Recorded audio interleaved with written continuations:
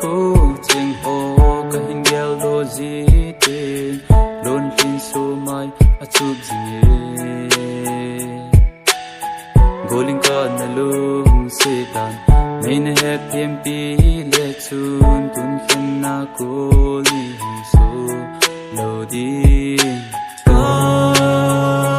đêm thấy na ho se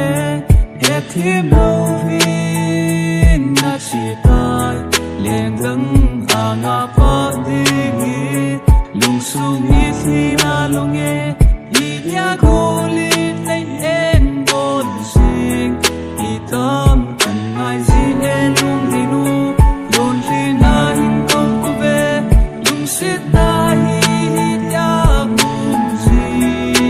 ham lung sit hi ta khan sa din hin la gol lung se he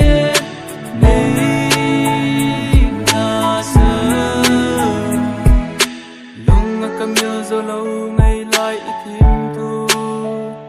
lỡ tranh ho golin idea cả lung sit na hi sang thêm lâu na hi nhân thấy kia đi nghìn phù đâu aha e